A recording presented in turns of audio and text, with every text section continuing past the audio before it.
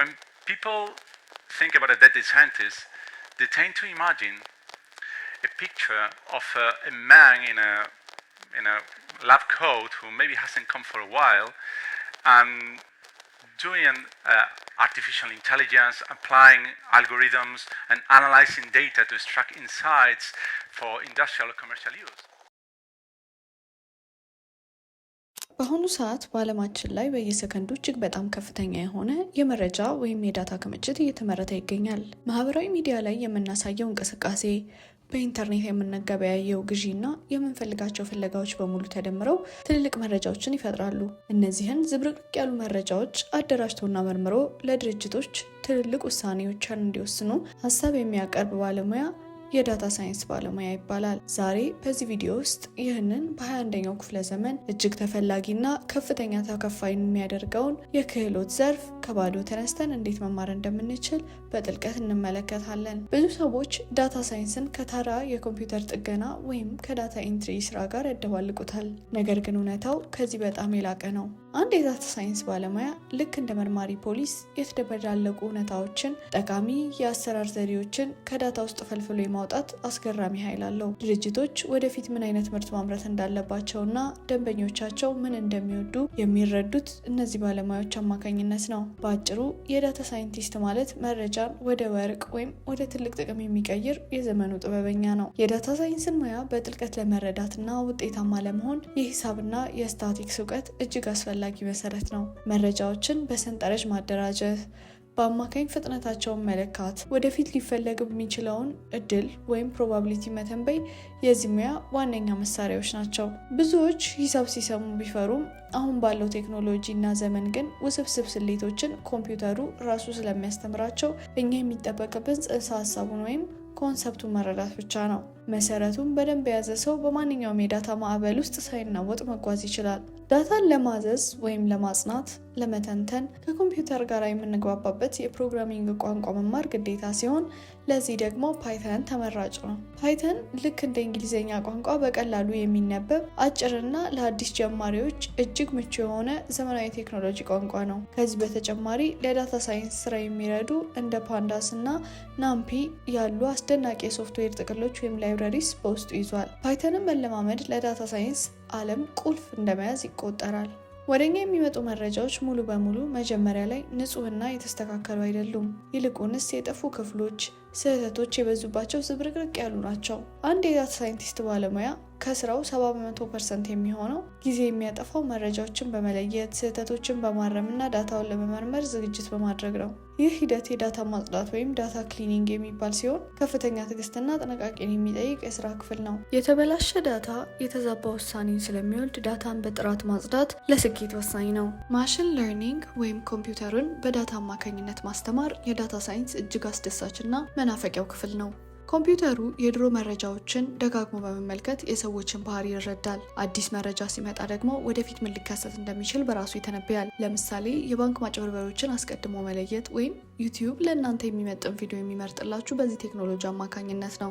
ማሽን ለርኒንግ ማወቅ ኮምፒውተሩን እንዴት እንደ ሰው የማሰብ አቅም ማላበስ እንደምንችል ማወቅ ማለት ነው። ውስብስብ የሆኑ የቁጥር መረጃዎችን ትልልቅ የድርጅት ኃላፊዎች በቀላሉ ሊረዱት በሚችሉበት ውብ የምስልና የግራፍ መልክ ማስረዳት ትልቅ ክህሎት ነው። እንደ ቴብልዩ፣ ፓወር ቢአይ ወይም የፓይተን ጥቅል የሆነውን ሜታፕሎትላይብ በመጠቀም መረጃ በአይን ማረፊያ መልክ መሳል ይቻላል። ምስል ከ1000 ቃላት በላይ የመናገር አቅም አለው። ውብ ግራፎች የዳታውን ሚስጥር በሰከንዶች ውስጥ አውጥተው ያሳያሉ።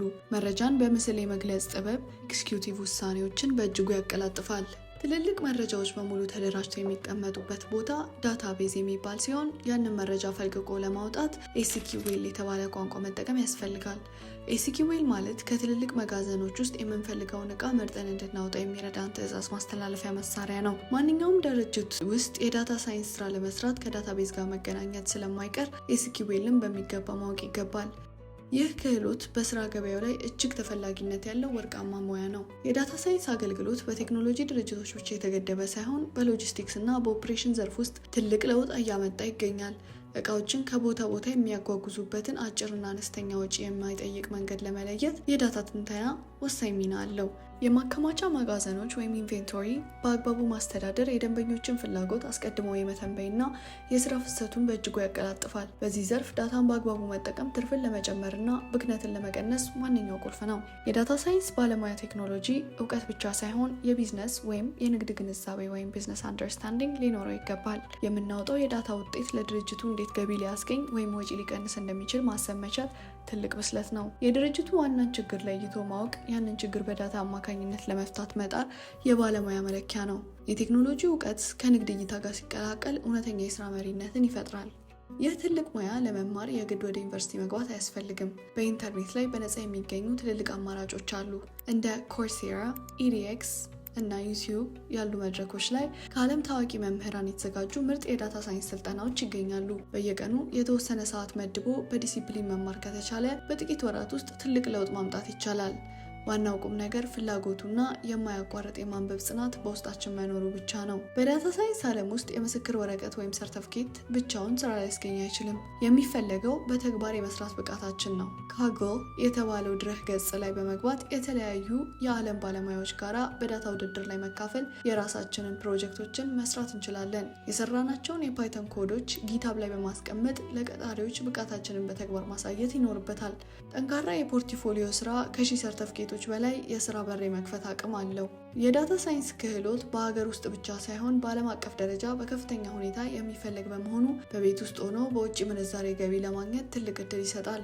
እንደ አፕወርክ እና ቶፕታል የተባሉ መድረኮች ላይ የዳታ ትንተና ወይም ዳታ አናላይሲስ ስራዎችን በመውሰድ መስራት ይቻላል። ብዙ የውጭ ድርጅቶች መረጃዎችን የሚያደራጅላቸውን ባለሙያ በርቀት ወይም ሪሞት ቀጥረው የመስራት ይመርጣሉ።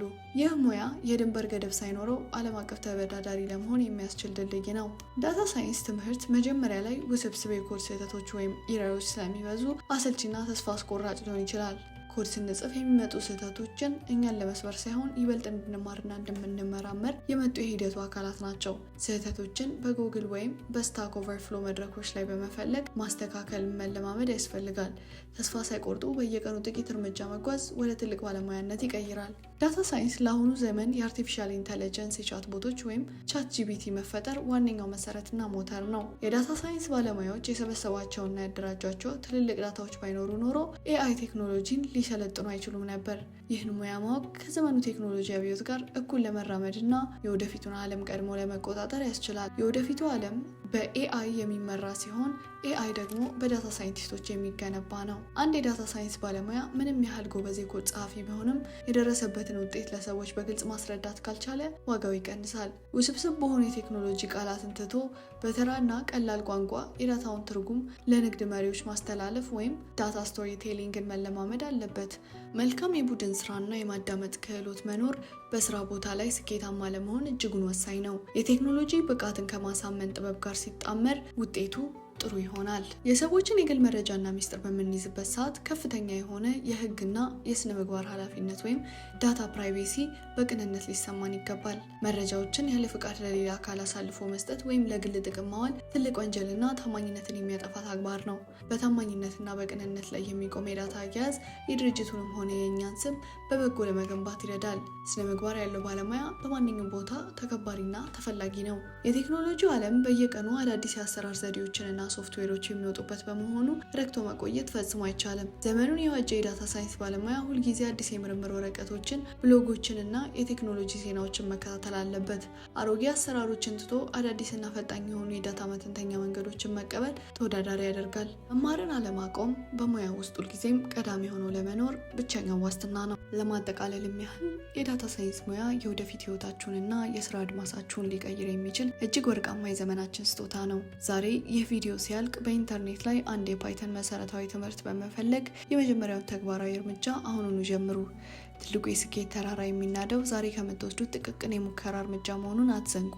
ይህን ጠቃሚ መልእክት ለጓደኞቻችሁ አጋሩ። ሰብስክራይብ በማድረግ ቤተሰብ ይሁኑ። በሚቀጥለው ቪዲዮ እስከምንገናኝ ድረስ ቸር ሰንብቱ።